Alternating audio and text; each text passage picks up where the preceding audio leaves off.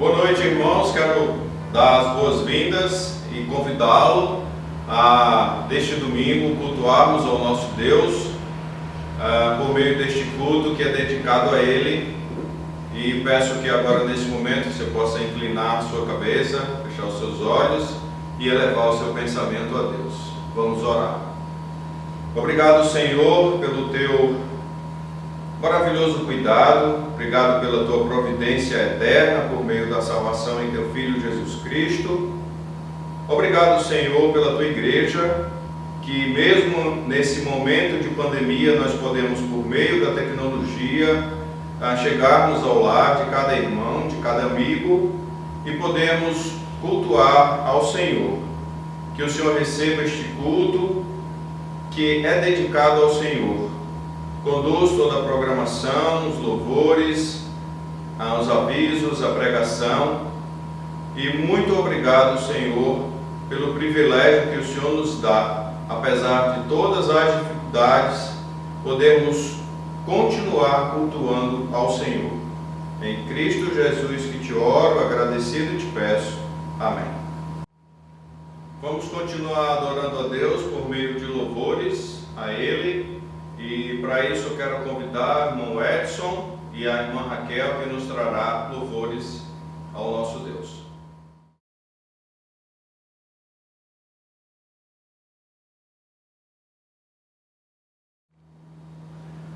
Então, irmãos, vamos nesse momento dar início nos nossos louvores e nós queremos convidar os irmãos juntamente conosco a vir adorar a Deus, né? Então, o cântico que nós vamos entoar é Venha Adorar, título dele.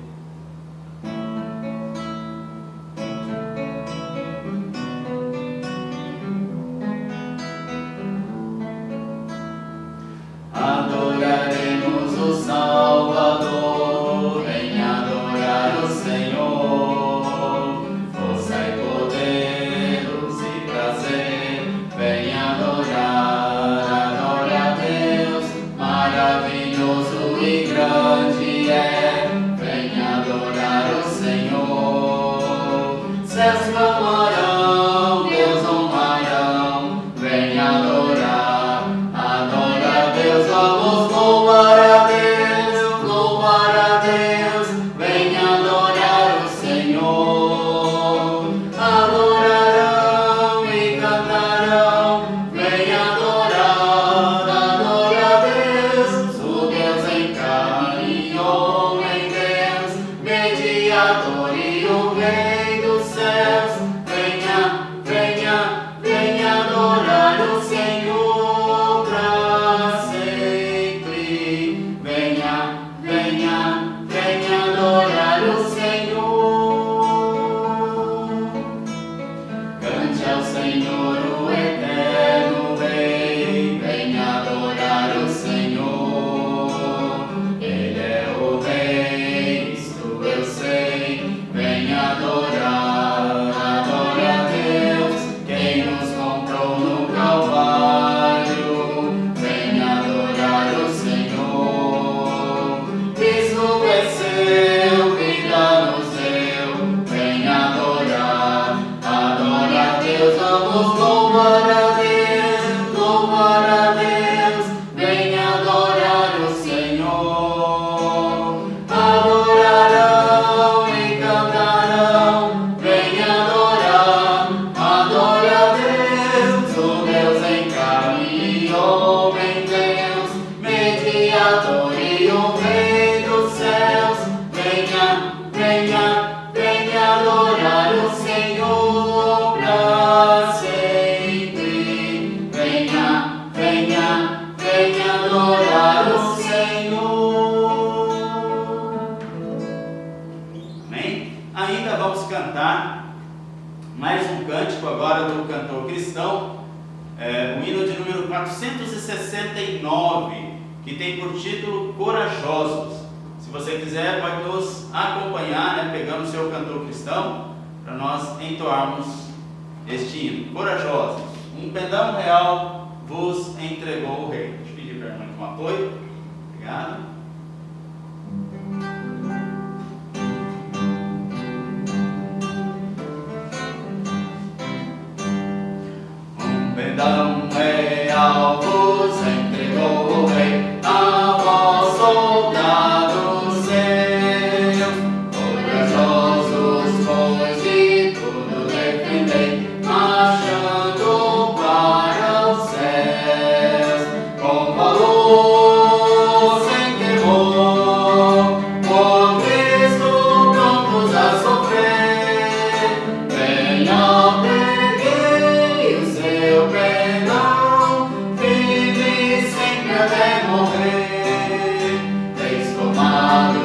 a malignos batalhões do grande usurpador. Revelai-vos, hoje, bravos campeões, avante sem temor, com valor, sem temor, por Cristo prontos a sofrer.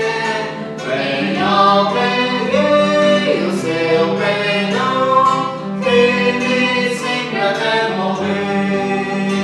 Nós sejamos todos a Jesus leais e ao seu real perdão.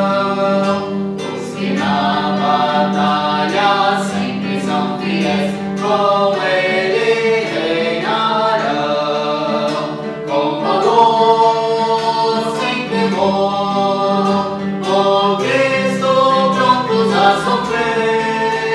Venha, preguei o seu perdão, firme sempre até morrer. Amém. Então teremos agora os avisos e você poderá contemplá-los aí na sua tela e preste bastante atenção nos avisos que acontecerão durante a semana.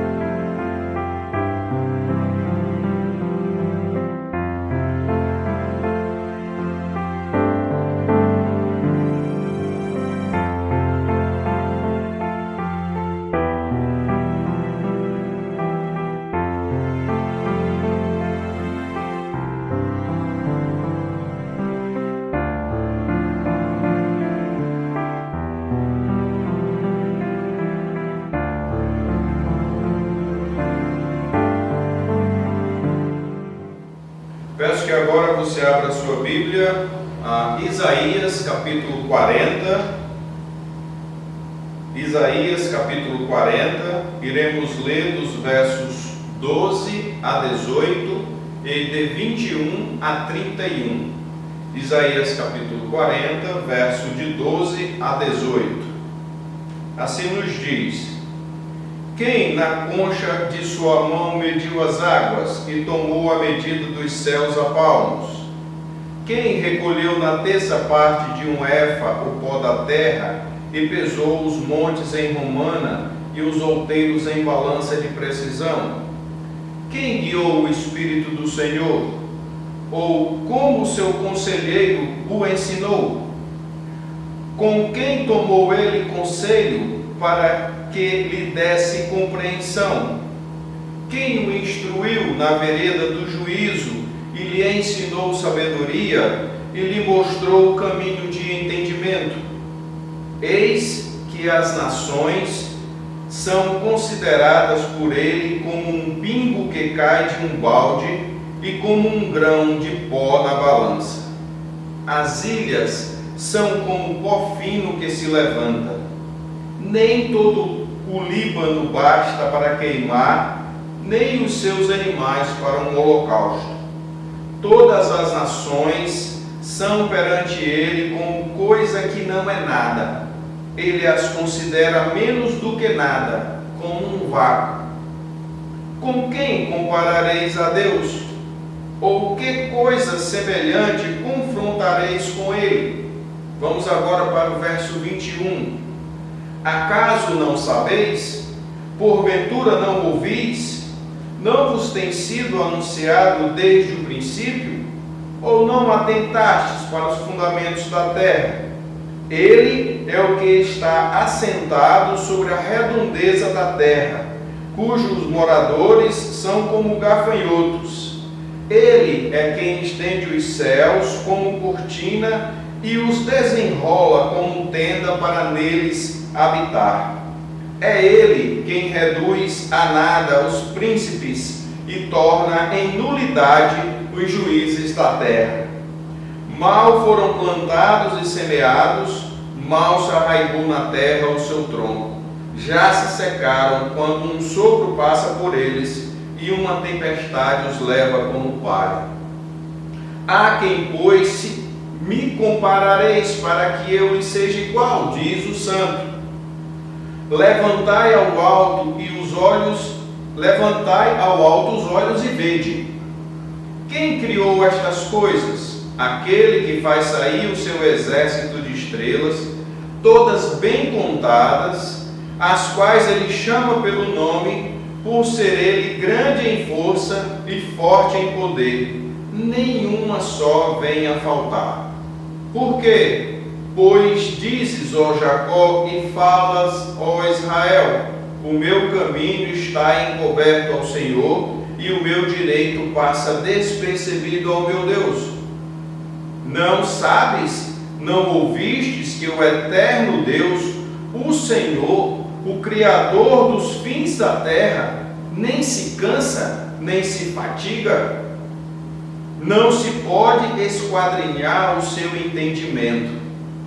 Faz forte ao cansado e multiplica as forças ao que não tem nenhum vigor. Os jovens se cansam e se fatigam, e os moços de exaustos caem. Mas os que esperam no Senhor renovam as suas forças, sobem com asas como águias, correm e não se cansam, caminham e não se fatigam. Então quero reler aqui os versos 29 e 31 e é um encorajamento para nós sobre estar sempre esperando no Senhor, confiando no Senhor, e principalmente num momento como esse em que estamos passando, já está passando. Então vamos ler novamente versos 29 e 31. Faz forte ao cansado e multiplica as forças ao que não tem nenhum vigor. Verso 31. Mas os que esperam no Senhor renovam as suas forças, sobem com asas como águias, correm e não se cansam, caminham e não se fatigam. Peço que você abra sua Bíblia em Mateus 11, Mateus capítulo 11, iremos ler 3 versos de 28 a 30. Mateus 11, 28 a 30.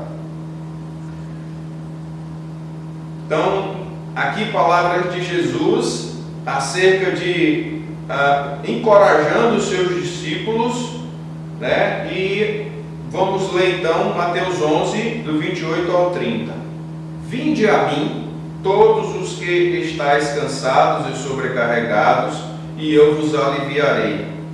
Tomai sobre vós o meu jugo e aprendei de mim, porque sou manso e humilde de coração, e achareis descanso para a vossa alma, porque o meu jugo é suave e o meu fardo é leve.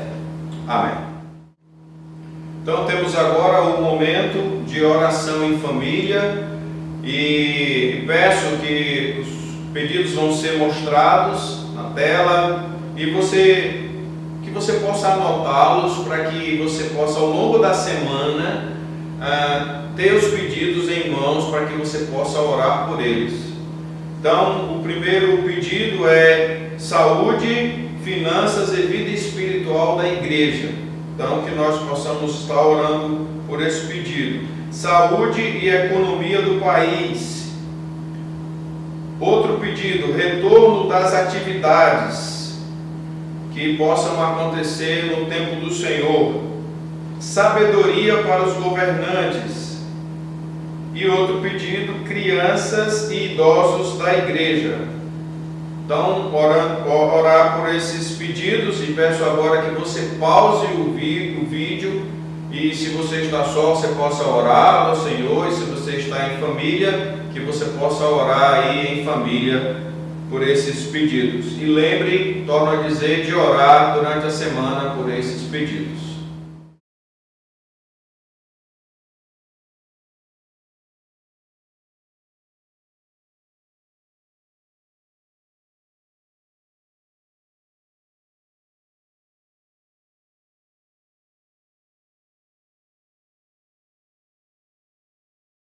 Então, teremos mais louvores agora, continuando com o irmão Edson e a irmã Raquel, que nos conduzirão nessa parte de louvores.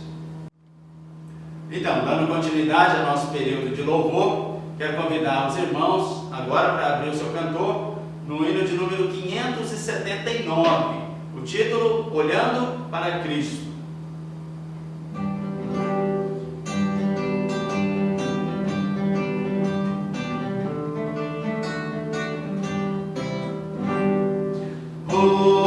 Forte contundente a guerra do pecado, mas os seus clamores não podem afligir.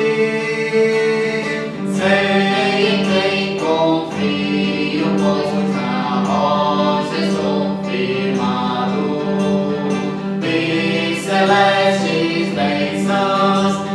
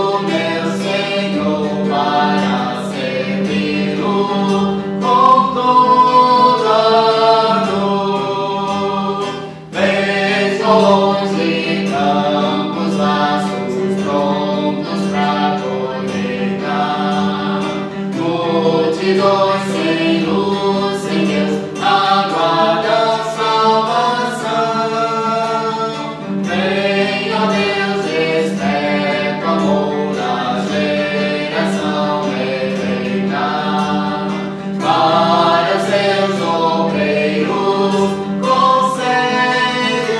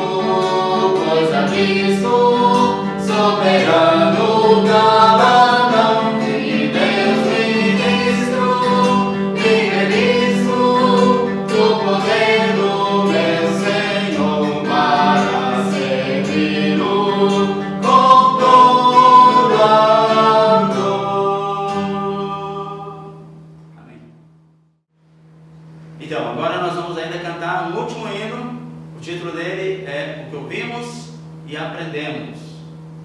A seguir nós vamos ter a mensagem do pastor Cássio.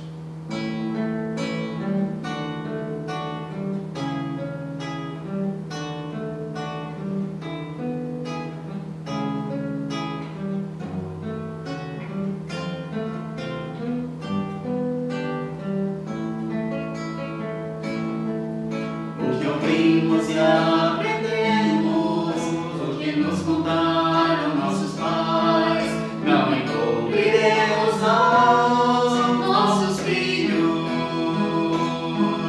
Contaremos às vindouras gerações os louvores do Senhor e o seu poder e as maravilhas que fez.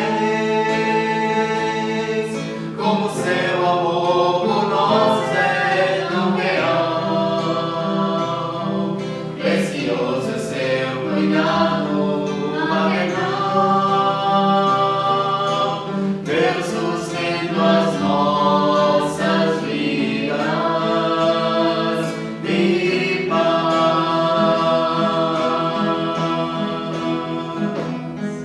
O que ouvimos e aprendemos, o que nos contaram nossos pais, não encobriremos aos nossos filhos. Contaremos às vindouras gerações os louvores do Senhor e o seu poder e as maravilhas que fez. Como nos tirou das trevas para a luz e nos deu preciosas bênçãos por Jesus, pois sustenta as nossas vidas em paz.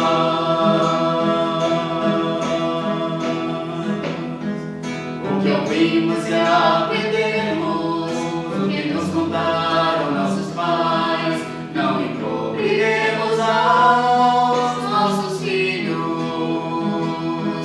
Contaremos às vindouras gerações os louvores do Senhor e o seu poder e as maravilhas que fez. Os louvores do Senhor e o seu poder e as maravilhas que fez.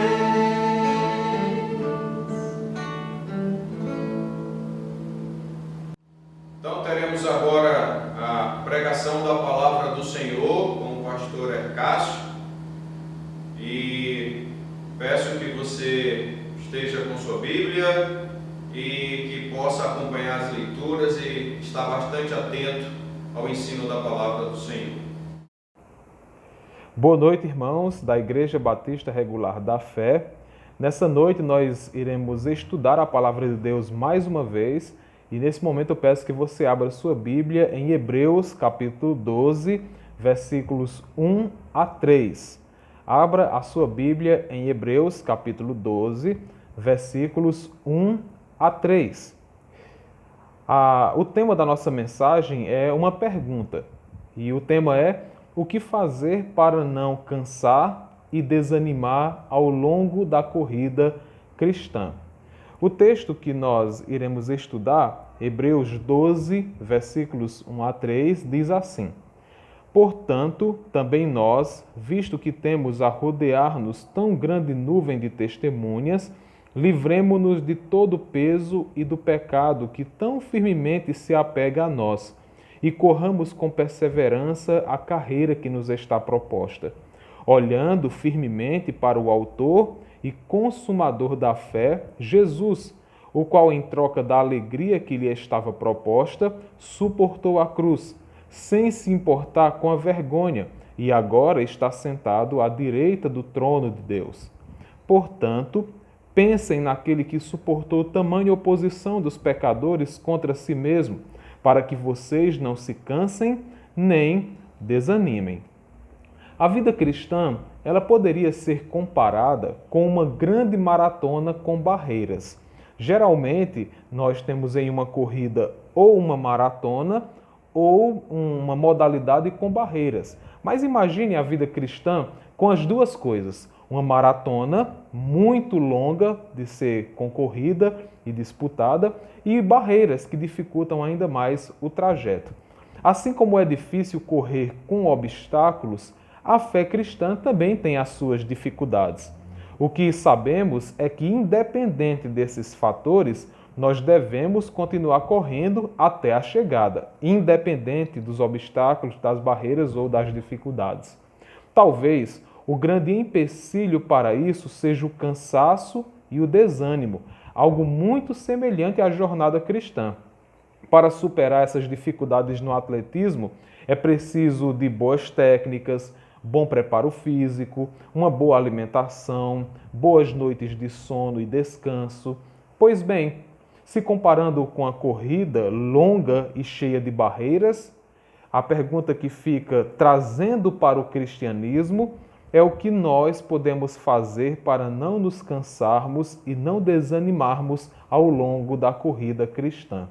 E em primeiro lugar, olhando para Hebreus capítulo 12, versículos 1 a 3, especificamente o versículo 1, o que eu posso fazer é exatamente seguir o exemplo de crentes que perseveravam na corrida cristã, ou perseveraram na corrida do cristianismo.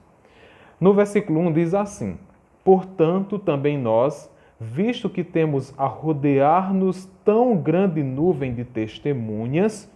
Pronto, até aí. A conjunção aqui, portanto, ela nos traz algumas informações bem importantes sobre essa passagem. Porque quando nós olhamos para o versículo 1, pegando todo esse contexto, esse assunto que nós estamos abordando, fica evidente que o autor está falando dos personagens do Antigo Testamento que mantiveram a fé apesar das adversidades.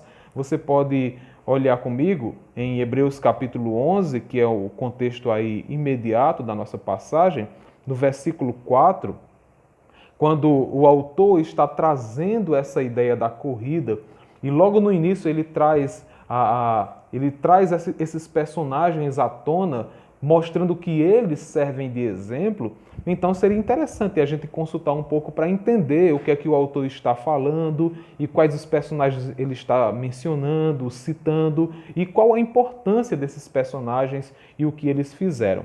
Então, se você perceber, a partir do versículo 4 nós temos uma lista enorme de pessoas, homens e mulheres que foram importantes na história de Israel e que servem de modelo para o autor da carta aos Hebreus, para os crentes contemporâneos, no sentido de lutar, de batalhar pela fé rumo a uma promessa, rumo àquilo que foi prometido para eles.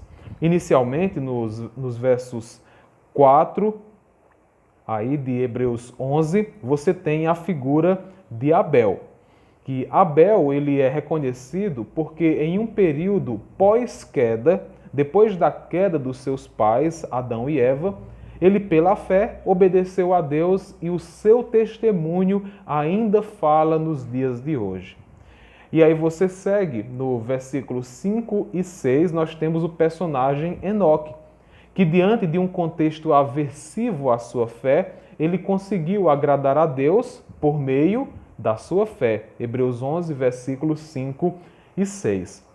Outro personagem que é trazido à tona dentro do nosso contexto é Noé, no versículo 7 do capítulo 11, que se tornou herdeiro da justiça por causa da sua grande fé, em meio a uma multidão de oposições, quando ele fez uma arca, quando nem mesmo chovia na terra. Que exemplo de fé!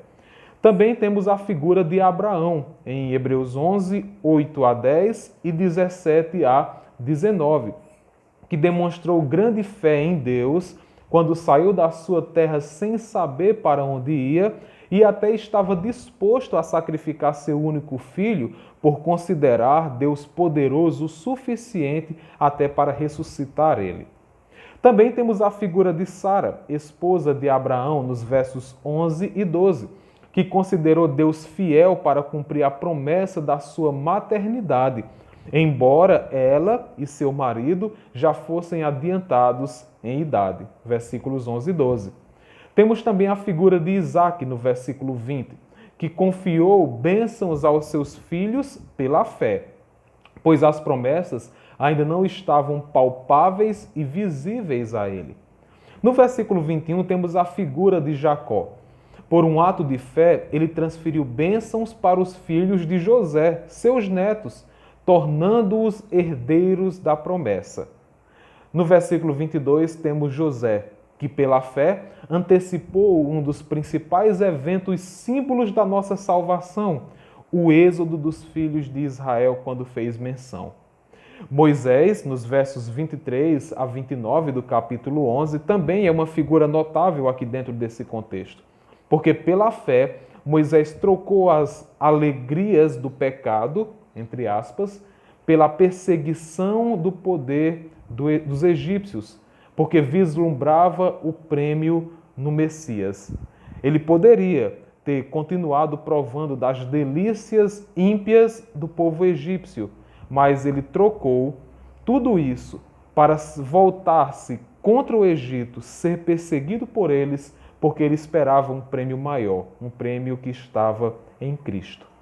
Temos também a figura de Josué no versículo 30, quando o povo, sob o seu comando, derrubou as intransponíveis muralhas de Jericó. Isso está lá no versículo 30. E Raabe, no versículo 31, também é uma figura notável, porque pela fé ela acreditou que os espias israelitas pertenciam ao Deus verdadeiro e que poderia livrar sua vida na destruição da cidade. E aí no versículo 32 é falado de Gideão, Baraque, Sansão, Jefté, Davi, Samuel e alguns profetas, que são exemplo de fé em um dos contextos mais tensos da história de Israel, se não mais, o período dos juízes, onde não havia rei em Israel e as pessoas faziam o que queriam ali. Os feitos desses personagens, por meio da fé, em meio às muitas lutas, são notáveis. Por exemplo, dos versos 33 a 35, diz lá que eles conquistaram reinos, eles praticaram a justiça, eles obtiveram promessas, eles fecharam a boca de leões, eles extinguiram a violência do fogo, eles escaparam de ser mortos à espada. Quando fracos, eles se tornaram fortes, eles tornaram-se poderosos na guerra, puseram em fuga exércitos estrangeiros fortíssimos e até mulheres receberam pela fé filhos mortos por meio da ressurreição. Porém, a maioria desses feitos, a maioria dessas pessoas acabaram sofrendo muito enquanto exerciam a fé deles. Isso está nos versos 35 a 38. Diz que esses homens, que essas mulheres, eles sofreram torturas, eles sofreram zombarias, eles sofreram açoites, eles sofreram algemas e prisões, apedrejamento, cerrados ao meio, mortos pela espada, eles foram peregrinos, eles estiveram mal vestidos, passaram necessidades, foram afligidos, maltratados, andaram errantes pelo deserto, pelos montes, pelas covas e pelos esconderijos da terra. No entanto, sabe como eles foram considerados, apesar de tudo isso? Versículo 38, na parte A, diz que o mundo não era digno deles. Eles correram a caminhada da fé, eles correram rumo à promessa, eles fizeram grandes feitos, apesar disso eles sofreram bastante, mas tudo isso contribuiu para a palavra do Senhor dizer que o mundo em que nós estamos não é digno de homens e mulheres como eles. Mas qual o motivo do autor aos Hebreus estar fazendo menção desses personagens e dos seus feitos pela fé? Porque o contexto desses irmãos aqui dos Hebreus era de muita perseguição por causa da fé deles. De um modo que abraçar as exterioridades do judaísmo, largando por isso o cristianismo, talvez fosse mais negócio para eles. Então, o autor busca exortá-los a não abandonarem a fé em Jesus Cristo por vários motivos. E talvez a expressão mais repetida é: Jesus é superior. Superior a todas essas coisas. E nesse contexto específico, ensina esse autor que sofrer pela fé é normal para os cristãos. Mas eles precisavam aprender como correr a vida cristã apesar dessas dificuldades. Então ele inicialmente tenta ensinar trazendo a imagem de um atleta.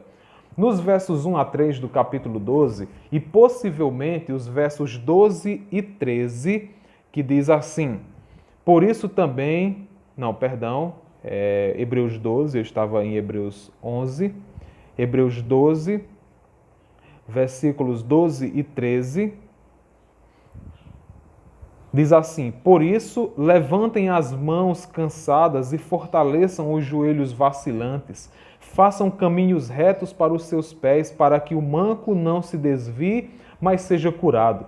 Talvez os versos 1 a 3 do capítulo 12 e os versos 12 e 13 são possivelmente imagens trazidas pelo autor de atletas que participavam daquelas competições de atletismo bem comuns no período greco-romano.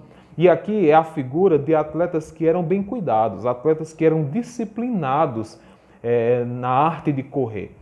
Então, se você pensar na literatura ali próxima, por exemplo, um livro de 4 Macabeus, uma obra judaica antiga, importante para a história, não é um livro bíblico, ele usava essa imagem para os mártires, pessoas que corriam a caminhada, a jornada da fé, sofriam, mas ainda assim conseguiam terminar a corrida por amor a Deus.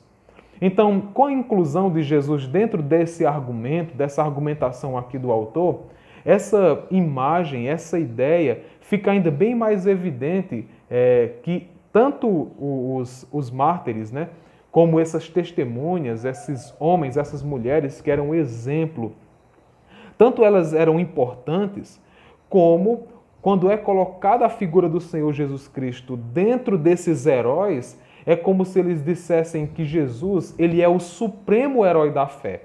Se esses outros eram heróis por tudo que fizeram, por tudo que sofreram, quanto mais o Senhor Jesus Cristo. E se você pegar a imagem da corrida, a imagem dos corredores, é como se o autor dissesse para aqueles irmãos que Jesus, ele é o melhor corredor dentre os demais. E Jesus precisa ser visto, precisa ser observado por ser o maior exemplo de todos. O texto fala de uma grande nuvem de testemunhas, aí no versículo 1, que rodeavam os leitores crentes que estavam ali lendo aquela carta. A ideia da grande nuvem de testemunhas faz uso da prática comum de espectadores que assistem e julgam o desempenho dos atletas na corrida. O autor aos Hebreus, ele relaciona essa plateia aos heróis da fé do capítulo 11, como se eles estivessem agora com autoridade de carreira, porque já trilharam esse mesmo caminho, contemplando a atuação dos crentes na presente corrida. Então, o que é que o autor está querendo dizer, mencionando os heróis da fé do capítulo 11 e agora dizendo que eles são como uma grande nuvem de testemunhas para essa corrida dos atuais crentes? É exatamente como espectadores, como pessoas que estavam assistindo a corrida agora dos crentes. É apenas um modo imaginativo de colocar a situação. Os heróis da fé mencionados servem de exemplo e encorajamento para os crentes da presente era. E aqui você pode até pensar, mas como assim? Será que a ideia aqui é colocando eles como se estivessem colocando os crentes em disputa um contra o outro, para ver quem recebe o prêmio, quem ganha mais? Não, a questão aqui não é essa. Você deve perceber o valor de viver pela fé e trilhar um caminho longo doloroso, mas que traz um grande prêmio, que já foi trilhado por esses homens e mulheres. E eles estão exatamente servindo aqui nesse exemplo, nessa ilustração do autor, como as pessoas que estão aqui incentivando todos os crentes a trilharem o mesmo caminho e receberem o mesmo prêmio. A plateia, nesse contexto, então, não está para torcer para uns e outros não, mas para se alegrar e motivar a vitória de todos os corredores. Então, não é que agora eu vou ficar pensando, né? Então quer dizer que Abraão talvez estivesse torcendo para mim, para que eu vencesse a vitória, e talvez, olha aí, então Sansão estava torcendo para o meu irmão. Não, aqui a gente pode até ficar trazendo algumas ideias até cômicas sobre a situação, mas a ideia do autor é exatamente essa, de trazer os heróis da fé que já trilharam esse caminho e agora servem de encorajamento, como se eles estivessem torcendo para que todos os crentes também vençam a corrida. Se João Crisóstomo, em um dos seus escritos, estiver certo em usar a figura da nuvem com a ideia de uma proteção do calor intenso que prejudicava os competidores, então o exemplo ganha ainda mais força. O João Crisóstomo entendia que a ideia de nuvem aqui era exatamente algo que proporcionava sombra e alento para os competidores, certo? Quanto mais nublado o céu e menos sol, melhor para quem pratica esportes. Então, é como se a nuvem de testemunhas, todos aqueles homens e mulheres que antecederam os crentes daquela época, eles estivessem fazendo nuvem, trazendo alento para os competidores, para os corredores. Então, irmãos, pensando em todos esses aspectos, como crentes em Jesus Cristo, nós devemos fazer o papel de incentivadores para que os outros também terminem a corrida cristã. Nós não podemos ser homens e mulheres que servem de pedra de tropeço, que servem de empecilho para que outros continuem correndo, caminhando e consigam vencer a corrida. Não.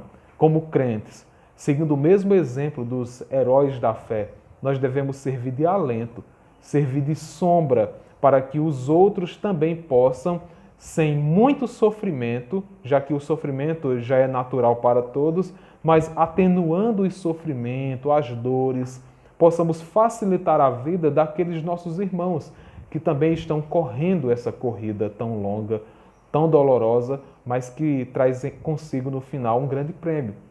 Se homens e mulheres do passado sofreram tanto, mas fizeram um papel exemplar por meio da fé, então devemos considerar com muita atenção o exemplo deles.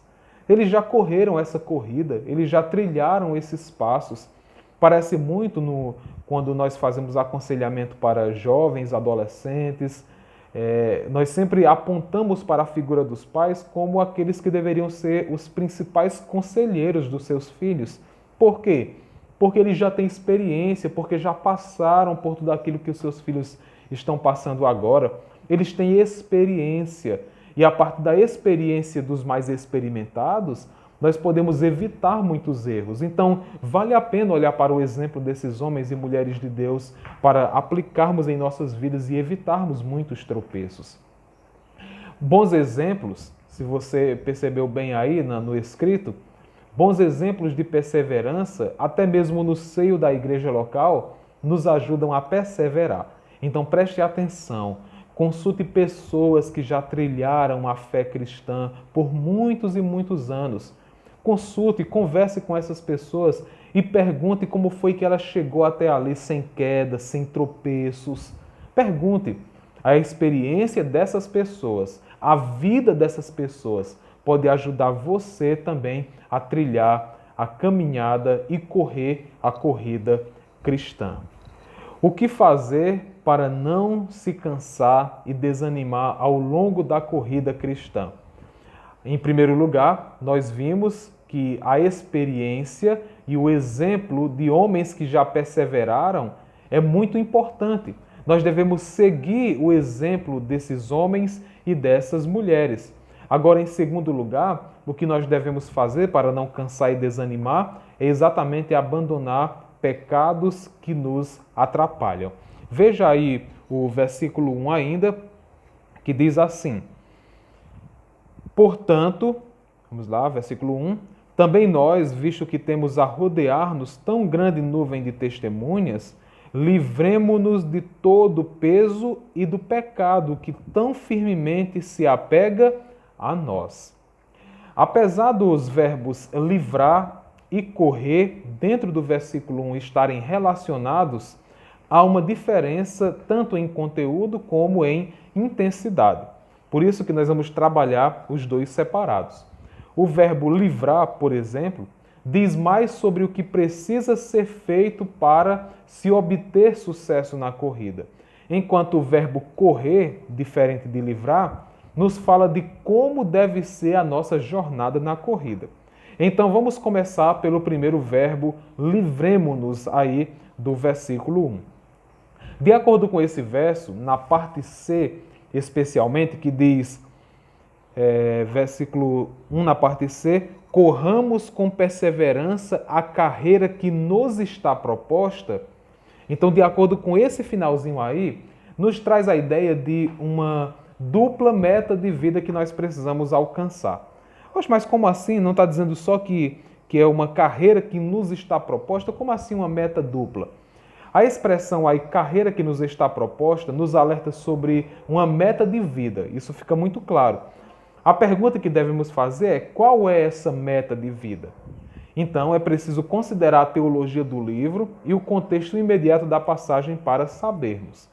Para que nós não nos delonguemos aqui em trabalhar a teologia do livro, o contexto imediato, vamos então direto ao ponto. Nós poderíamos adiantar que a meta dada aos cristãos dentro da teologia do livro é tanto a ideia de promessa como a ideia de perfeição. Então, qual é a carreira que me está proposta pelo Senhor dentro desse contexto? Promessa e perfeição. Inicialmente, o termo promessa, ele é bem mais encorpado no contexto anterior. Você vê os heróis da fé que lutaram, que batalharam para alcançar a promessa. Olhe comigo o capítulo 10 de Hebreus, versículos 36 a 39, que é uma passagem que inclusive elucida bem essa ideia da promessa. Olha aí, capítulo 10 de Hebreus, 36 a 39, que diz: vocês precisam perseverar, para que, havendo feito a vontade de Deus, alcancem a promessa. Porque ainda dentro de pouco tempo aquele que vem virá, e não irá demorar. Mas o meu justo viverá pela fé, e se retroceder, dele a minha alma não se agradará. Nós, porém, não somos dos que retrocedem para a perdição, mas somos da fé para a preservação da alma. Então, qual é a promessa aqui que deve haver perseverança, que deve haver luta para ser alcançado? É exatamente todos os benefícios salvíficos em Cristo alcançados com perseverança. Então pense aí em tudo que está englobado na salvação de Jesus, as promessas, os benefícios, a glória que está envolvida. Então é essa a promessa. Mas também nessa dupla meta tem o aspecto da perfeição, que está mais encorpado com o contexto posterior. E tem algumas passagens, depois você pode ler o capítulo 12 inteiro, e aí você vai entender melhor essa ideia da perfeição, mas selecionei aqui apenas algumas passagens, alguns versos que nos ajudam a entender melhor essa ideia. Versículo 10 diz, pois eles nos corrigiam. Aqui a gente está naquele contexto da disciplina, né? Versículo 4, na luta contra o pecado vocês ainda não resistem até o sangue, e vocês se esquecem da exortação que lhes é dirigida como a filhos. Filho meu, não despreze a correção, né? A disciplina que vem do Senhor. E aí no versículo 10 diz, pois eles, falando dos nossos pais, nos corrigiam por pouco tempo, segundo lhes melhor parecia. Deus, porém, diferente dos nossos pais terrenos, nos disciplina para o nosso próprio bem, a fim de sermos participantes da sua santidade. Perfeição aqui não é a ideia de não cometer mais nenhum erro, mas é exatamente a prática e a participação na santidade de Deus. Então, olhe o versículo 14 e o versículo 16, 14 a 16. diz assim, ainda dentro desse contexto da perfeição relacionada à santificação: procurem viver em paz com todos e busquem a santificação, sem a qual ninguém verá o Senhor. E lembra que os contextos aqui estão ligados, certo? Cuidem para que ninguém fique afastado da graça de Deus e que nenhuma raiz de amargura brotando cause perturbação e por meio dela muitos sejam contaminados. E cuidem para que não haja nenhum impuro ou profano como foi Esaú, o qual por um prato de comida vendeu o seu direito de primogenitura. Então, aqui nós temos um texto que acopla, os dois aspectos que fala tanto da promessa como da perfeição. Aqui pode olhar perfeição / santificação. Então, são duas ideias, são duas expressões, são dois conteúdos que podem ser vistos acoplados dentro de uma passagem. Por exemplo, versículo 39 e 40 do capítulo 11. Curiosamente, o texto aí que antecede a nossa passagem do capítulo 12, versículos 1 a 3. Então, olha aí, Hebreus 11, versículos 39 e 40, que diz assim: preste atenção, os dois aspectos, promessa e perfeição. Todos estes, falando dos heróis da fé, mesmo tendo obtido bom testemunho por meio da fé, não obtiveram a concretização da promessa. Que a promessa está ligada à vinda do Senhor Jesus Cristo. Porque Deus tinha previsto, versículo 40, algo melhor para nós, para que eles, sem nós, não fossem aperfeiçoados. Certo? Então aqui nós temos que os antigos olhavam para a promessa e perfeição no Messias futuro, enquanto que os crentes atuais devem se apropriar das promessas que já são, mas ainda não completamente, e tornar-se participante da santidade mediada pelo ministério do Espírito Santo. Então você percebe aqui perfeição e promessa, tanto no contexto veterotestamentário do Antigo Testamento, como no contexto neotestamentário, o contexto do Novo Testamento. Um já e um ainda não nos dois testamentos, certo? Buscamos a promessa, apesar de já termos adquirido boa parte dessa promessa. E buscamos a santificação, a perfeição, ainda que o Espírito já tenha habitação em nós, proporcionando santificação e perfeição em algum nível, ok? Então, deste modo, o texto nos alerta que precisamos nos livrar de duas coisas que atrapalham a nossa corrida rumo a esta dupla meta. E que são o quê? O peso e o pecado, certo? Nós já lemos aí capítulo 12, versículo 1. Você pode voltar aí para consultar comigo. O texto diz, livremo-nos de todo o peso e do pecado que tão firmemente se apega a nós. Nós não temos dúvidas que o pecado é o principal impedimento da nossa corrida espiritual. Acho que você não tem dúvidas disso. Um texto que fala sobre esse assunto é Colossenses 3, versículos 1 a 11, que fala lá que nós devemos nos despir do velho homem com todos os seus pecados e nos revestirmos do novo homem para trilharmos a jornada cristã. Nesse contexto aqui da carta aos Hebreus, o primeiro foco do autor está num pecado específico e particular, que é exatamente do incrédulo trocar o sacrifício perfeito de Jesus pelo sistema levítico, certo? Esse é um dos temas principais aqui trabalhados, que podem ser também melhor vistos em Gálatas capítulo 5, versículos 1 a 8. Mas acaba essa expressão peso e pecado, principalmente o pecado aqui, abrangendo para o pecado como algo que nos impede de crescer e correr, certo? Pense no pecado como uma transgressão, como uma iniquidade, como uma desonra a Deus, algo que afeta a glória de Deus. Então pense no pecado como algo que atrapalha de fato a nossa jornada, a nossa corrida. A palavra para peso, um pouco diferente, pode ser pelo menos duas coisas dentro desse contexto. Pensando aqui no contexto das corridas, do atletismo, pode ser a ideia de pesos artificiais que eram usados em treinos para aumentar o rendimento dos atletas. E aí, quando eles iam correr, eles tiravam os pesos e aí poderiam ter um melhor desempenho. Pode ser essa ideia. Mas também pode ser a ideia de tirar o máximo de roupas possíveis e de acessórios para que não pesem no momento da corrida. Então, eram dois impedimentos que poderiam prejudicar na corrida daquele atleta. Então, o texto está dizendo, olha, tirem o peso para que vocês possam correr bem. Alguns autores antigos costumavam usar essa palavra, peso, para o abandono de vícios. A imagem representa qualquer coisa que impedisse os crentes de vencerem a corrida. O peso aqui, dentro dessa ideia passada pelo autor, dentro desse contexto maior, também pode estar se referindo ao sistema levítico como com o seu legalismo, sufocante, que não deixava que as pessoas pudessem trilhar o caminho da fé sem impedimentos. João Calvino, no seu comentário à carta aos Hebreus, ele se refere aos pesos da seguinte forma.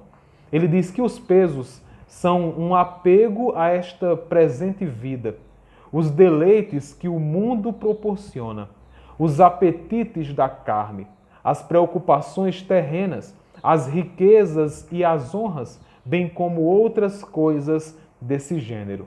E ele ainda acrescenta: todo aquele que porventura queira competir na corrida de Cristo deve antes desvencilhar-se de todo e qualquer entrave, porquanto, por natureza, já somos mais lentos do que deveríamos ser, de sorte que não permitamos que outras causas nos sirvam de atraso. Então existem coisas que o mundo nos oferece que são peso, que atrapalham a nossa corrida. E no fim das contas, você percebe que tanto pecado como peso, eles são duas coisas que parecem sinônimos dentro desse texto.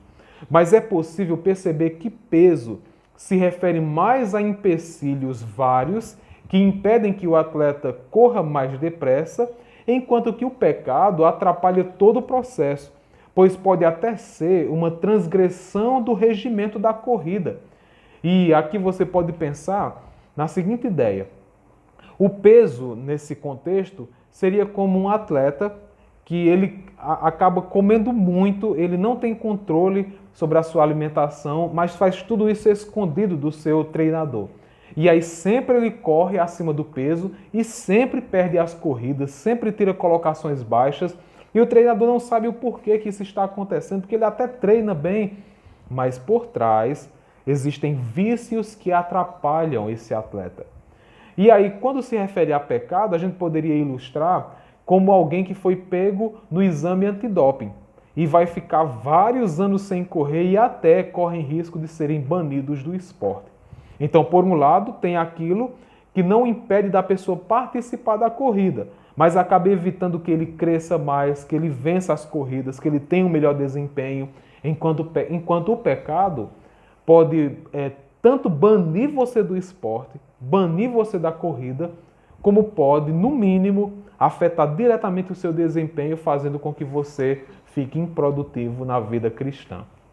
A pergunta que fica é: o que é que tem atrapalhado você na corrida cristã?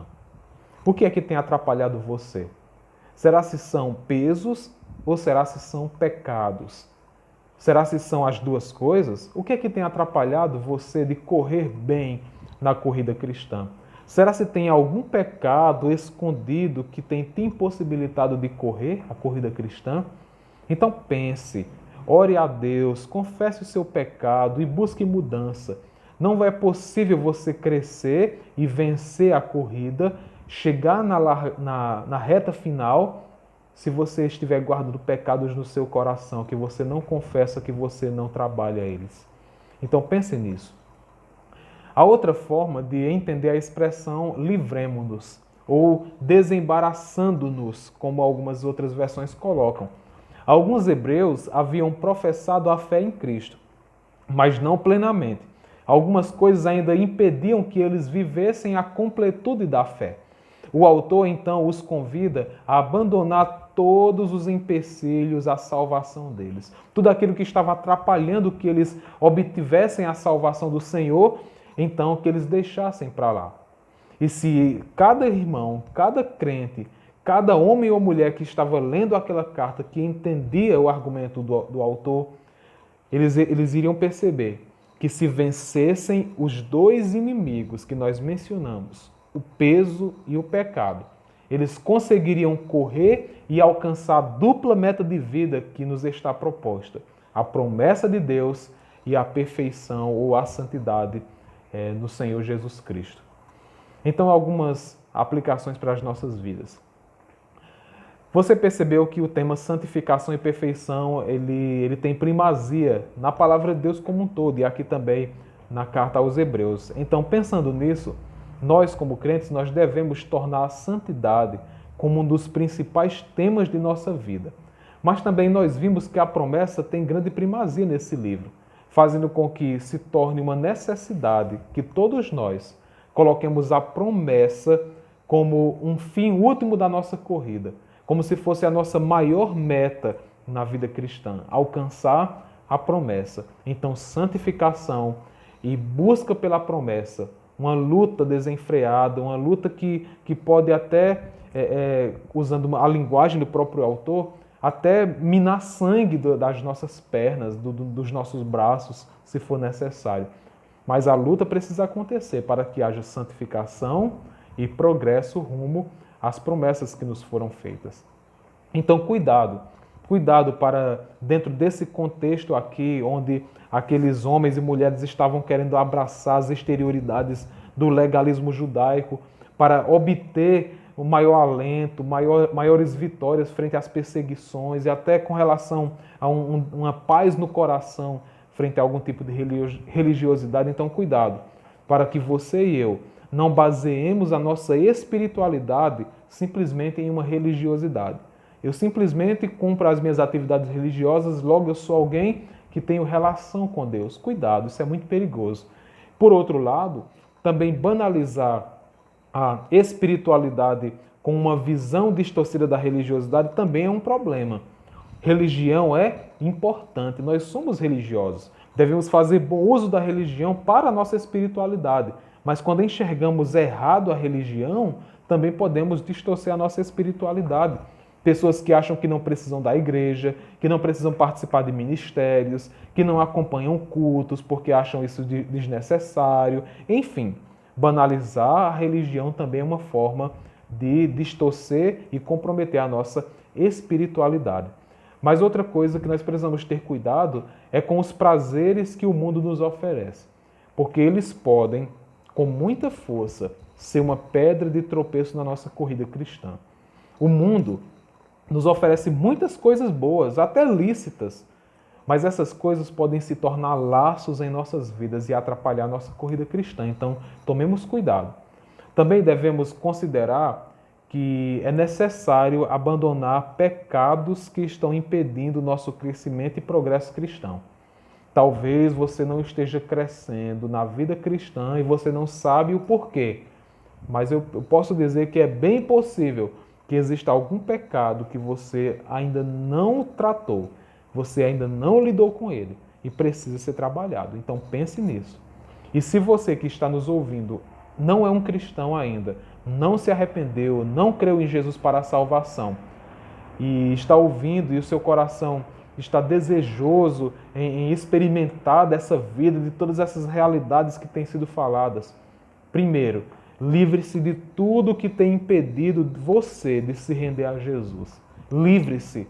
Se você quer essa vida, se você quer alcançar a perfeição, a santificação em Cristo, as promessas de Deus, você precisa abrir mão de todas as coisas que têm atrapalhado o seu progresso rumo ao Senhor Jesus Cristo. E começar, não continuar e não ter forças para finalizar, mas se você não é cristão, você nem começou a corrida. Então, comece a correr, se arrependendo dos seus pecados e crendo no Senhor Jesus Cristo.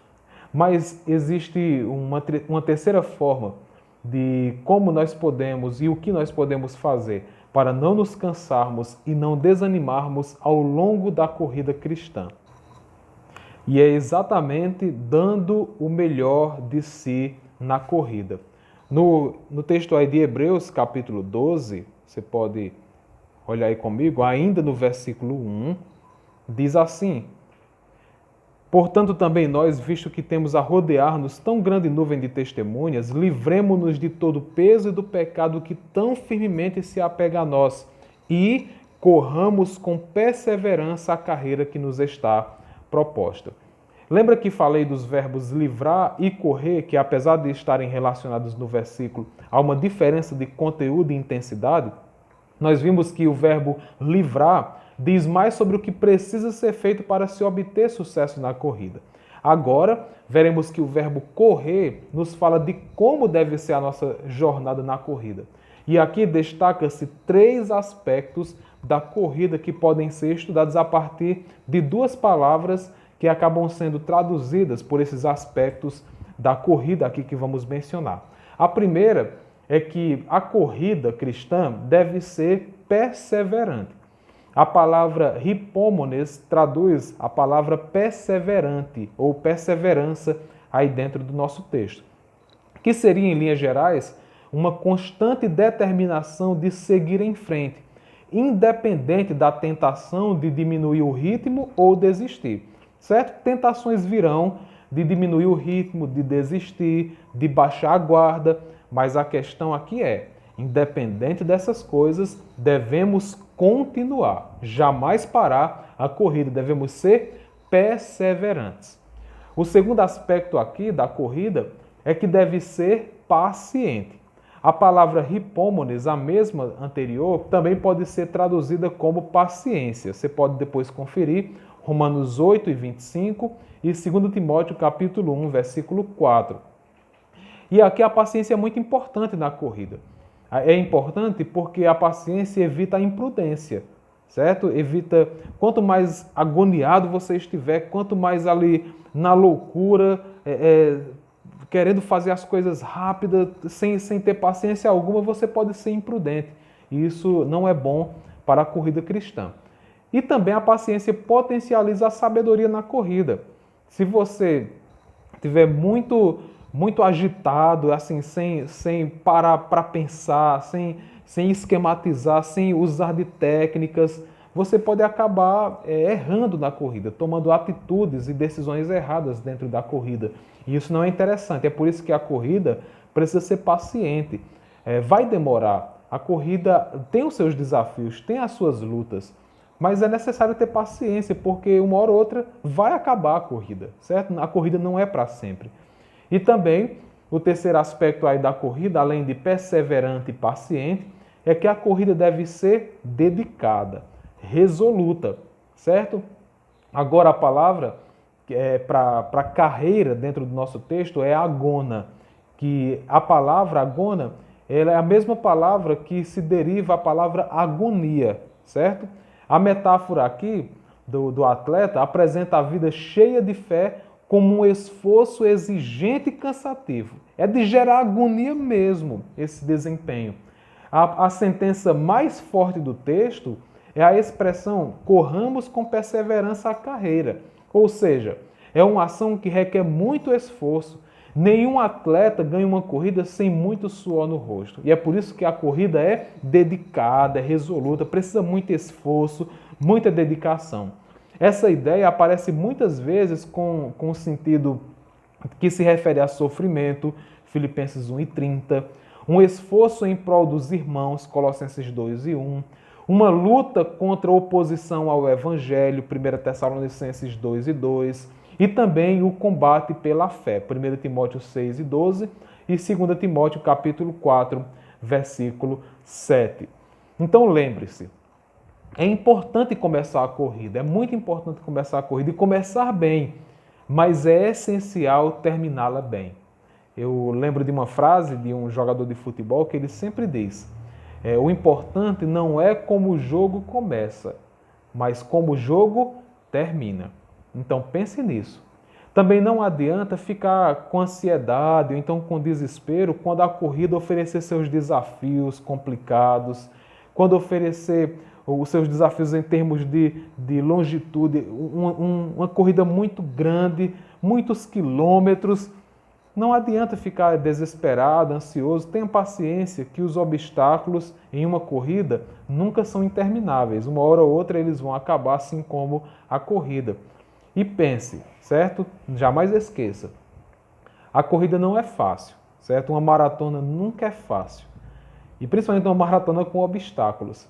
É preciso muita dedicação, é preciso muita coragem, mas é possível vencer. Principalmente com a ajuda de Deus, principalmente. Então, não desista da corrida, continue correndo. É difícil, precisa de coragem, de dedicação, mas Deus pode ajudar para que o fim da corrida seja gloriosa, e assim será se você e eu perseverarmos. Então, o que fazer para não se cansar e desanimar ao longo da corrida cristã? Agora eu quero ver a quarta forma que podemos alcançar ou obter essa vitória na corrida cristã sem cansar e sem desanimar, que é exatamente o que está nos versículos 2 e 3, que é imitando o modelo apresentado por Jesus Cristo. Sem dúvidas, esse quarto ponto, ele é a grande sacada do autor aqui aos Hebreus. É o grande trunfo de todos os corredores. E imitar o modelo apresentado por Jesus talvez seja o grande segredo do sucesso na corrida. Versículos 2 e 3 diz assim: olhando firmemente para o autor e consumador da fé, Jesus, o qual, em troca da alegria que lhe estava proposta, suportou a cruz, sem se importar com a vergonha, e agora está sentado à direita do trono de Deus.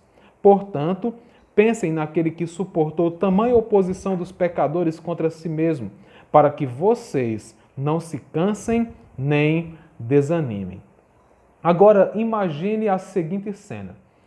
Você sendo um corredor amador, e aí você viaja por muitos e muitos quilômetros para outro país, para outro lugar aí no mundo, para assistir uma corrida profissional de vários atletas. O seu intuito não é correr, claro, você é amador, você está ali apenas para ser um espectador. Mas o seu intuito é aprender lições importantes para melhorar o seu rendimento.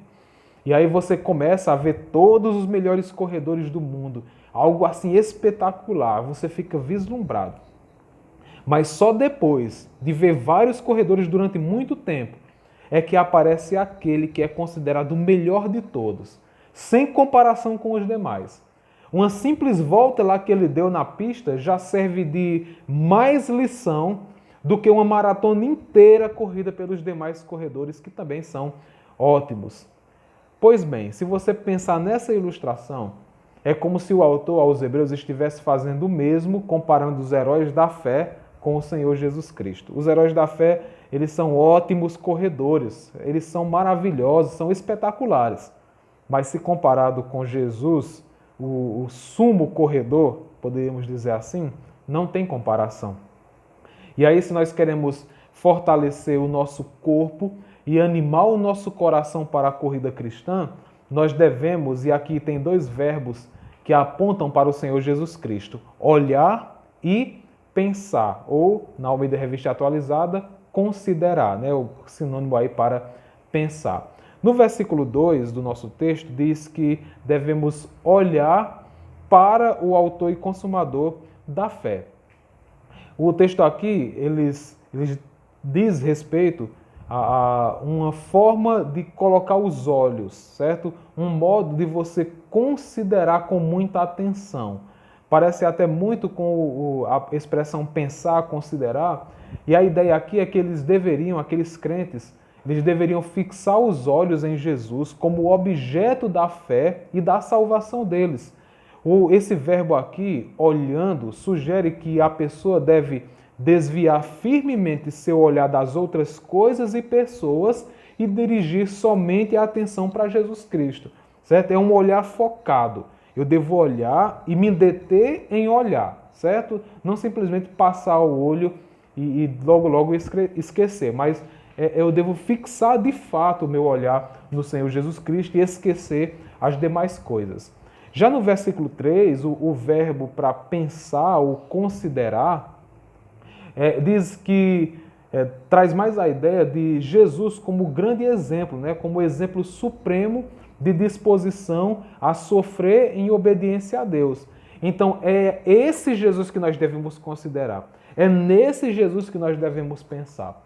A oposição sofrida por ele, de certa forma, deve ser também provada por aqueles que o seguem. E aí pode ser visto em Gálatas 6, 17, Colossenses 1 e 24, 2 Timóteo 3 e 12. Então, se ele sofreu, nós também sofreremos, certo? Se ele passou por tribulações, por adversidades, nós também passaremos. Ele é o grande exemplo e é por isso que ele precisa ser visto. É uma palavra aqui usada no sentido matemático de tirar a soma. E claramente subentende uma avaliação cuidadosa que precisa ser feita. Os leitores aqui, eles são desafiados a pesar cuidadosamente a perseverança de Cristo ao contemplarem suas próprias adversidades. Então é como se olhasse para Jesus e dissesse: rapaz, deixa eu comparar os meus sofrimentos com o dele, aí eu vou pesar e saber se eu tenho motivos ou não para desistir da corrida.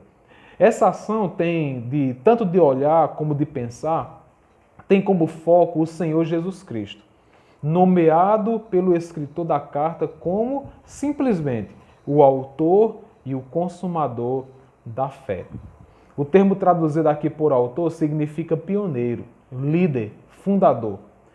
A referência é de heróis humanos ou divinos, fundadores de escolas ou aqueles que haviam preparado um caminho para seus seguidores e cujas façanhas pela humanidade haviam sido recompensadas com a exaltação devida. O termo significa aquele que dá origem ou o exemplo preeminente. Ele é o autor da fé. Falamos sobre os heróis da fé, agora estamos falando sobre o autor da fé.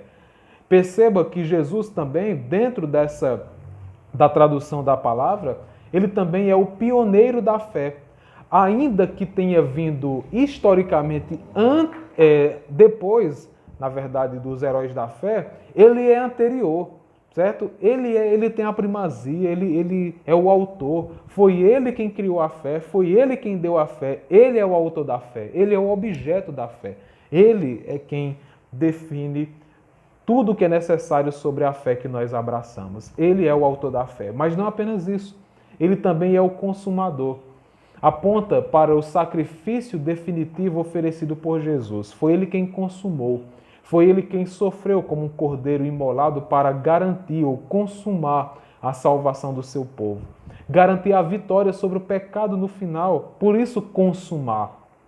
O termo literal aqui é aperfeiçoar, que traz a ideia de levar a perfeição até o fim, certo? Então ele garante, ele dá garantia de que vai até o fim. Ele consuma, ele é o consumador. Se os heróis da fé se apossaram da fé para serem exemplo, Jesus é aquele que cria e concretiza a fé. Enquanto a nuvem de testemunhas havia trilhado a corrida da fé, Jesus é quem cria o caminho e premia os corredores. Ele é o princípio e o fim da fé. Ele é o alfa e o ômega da nossa confiança.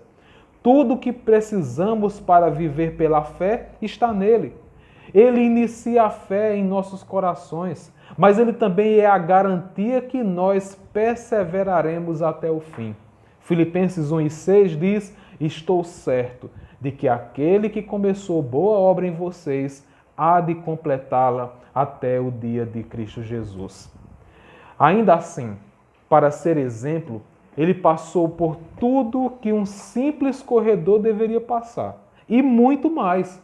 A cruz que Jesus enfrentou era considerado um instrumento de muita vergonha, tanto para os romanos como para os judeus.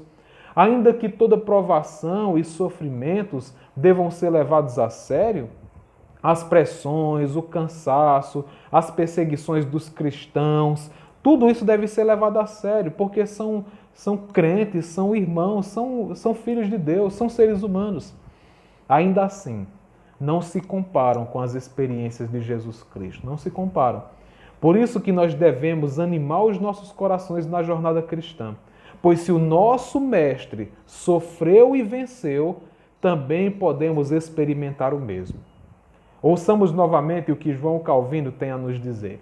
Ele diz: só esse pensamento de olhar para Jesus, para os seus sofrimentos, para a sua dor e comparar com as nossas para que tenhamos mais vigor na corrida, só esse pensamento seria suficiente para nos levar a vencer todas as tentações. Ao descobrirmos que somos companheiros do Filho de Deus e que Ele, encontrando-se em posição tão mais elevada do que nós, voluntariamente desceu ao nível de nossa condição, a fim de encorajar-nos através de seu próprio exemplo, assim, pois, granjeemos novo alento, que de outro modo desvaneceria e talvez se transformasse até mesmo em desespero. Então, se Ele passou por tudo aquilo para ser o nosso exemplo, para nos encorajar, então devemos nos apossar disso. E não devemos desistir e cansar, desanimar e naufragar.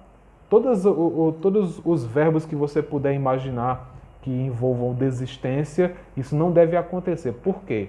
Por causa de Jesus. E por que é que Ele é o nosso maior exemplo? Primeiro, porque Ele suportou tudo. Certo? Tudo que nós já passamos, que vamos passar e ainda mais, Ele suportou. E em segundo lugar, Ele é o maior exemplo porque Ele não se envergonhou de nada, certo? Ele não se envergonhou de passar tudo isso para nos salvar e também servir de exemplo para as nossas vidas. Então, como falei no início, o nosso maior trunfo na corrida, ainda que ela seja extensa e cheia de obstáculos, é o Senhor Jesus Cristo. Ele sim é o nosso maior trunfo. Os verbos traduzidos não se cansem nem desanimem, às vezes eram utilizados para a exaustão que um corredor poderia experimentar, especialmente em corridas de longa distância. As palavras aqui do autor aos Hebreus parecem reconhecer que algo comum entre os corredores é cansar e desanimar em grandes distâncias e com muitos obstáculos. E com relação à fé, não parece ser diferente. Nós somos tendenciosos a desistir, somos tendenciosos a cansar, a desanimar. Por isso que vem a exortação para tomarmos Jesus como nosso grande modelo, que não se cansou nem desanimou na corrida. E agora pode auxiliar os outros a fazerem a mesma coisa. Jesus, Ele sim, Ele é o trunfo da nossa corrida. Ele é quem é o segredo da nossa vitória. Então, irmãos, em vez de olhar demais para as pessoas ou coisas que nos trazem dor e sofrimento na corrida, olhemos para Jesus e para as suas promessas. Ele sim pode nos trazer grandes benefícios dentro dessa corrida. E lembre, aquele que cuida de todo o processo da corrida, o autor e consumador da fé, pode também garantir o nosso sucesso na jornada, certo? Não foi ele quem cuidou de todo o processo da corrida? Não, ele não é soberano, ele não é Deus? Então ele pode garantir o nosso sucesso nessa jornada. O exemplo do seu sofrimento e da sua glória devem ser o nosso maior exemplo na corrida cristã. Não que almejemos a glória própria, mas o Senhor já prometeu que se perseverarmos na corrida cristã, se passarmos por todo o sofrimento, adversidades, tribulações, com perseverança e paciência, um dia desfrutaremos da glória na sua presença. Então, se tudo isso é verdade, se todas essas dores, sofrimentos, labutas são reais, reconheça também a sua incapacidade natural para correr. Isso pode ajudar a você se preparar mais para a corrida e correr bem até o fim. Não fique pensando que você é um super-herói, um super corredor, um super crente, que sempre vai ter vigor para a corrida. Não pense assim, mas pense em você como alguém incapaz, como alguém fraco, frágil, que precisa de ajuda na corrida. E certamente você encontrará no Senhor a ajuda necessária para correr. E se você está fraco ou desanimado na corrida, não coloque a culpa em ninguém. A culpa é sua, a culpa é minha quando estou assim.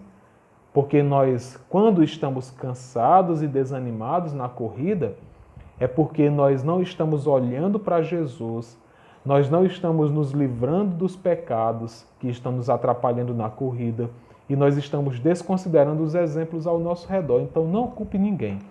Se você está fraco na fé, com desejo de desistir, a culpa é sua.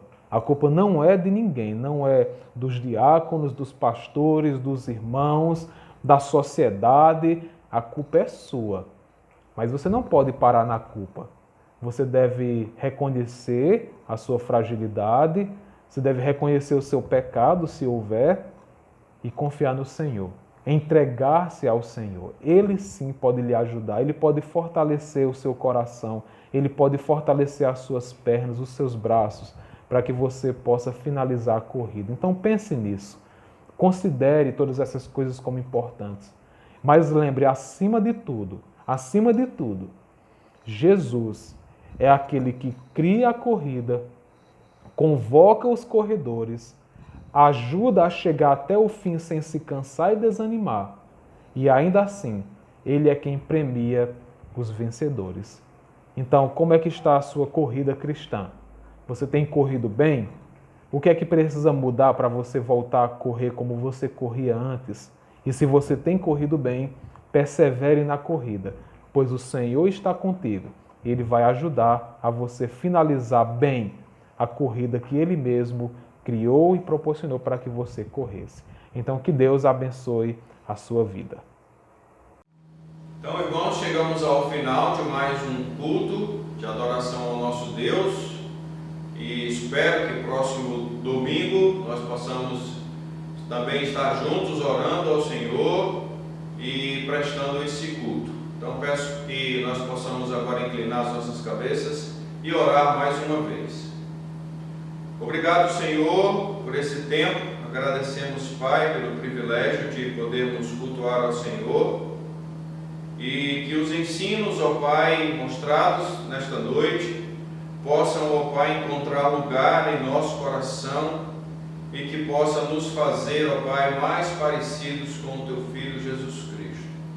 Conduz-nos, Senhor, ao longo da semana, nos dá sabedoria, Senhor, e ajuda-nos, Senhor, a estarmos desenvolvendo, Pai, separando, reservando um tempo de comunhão, de relacionamento com o Senhor por meio da Tua Palavra e por meio da oração.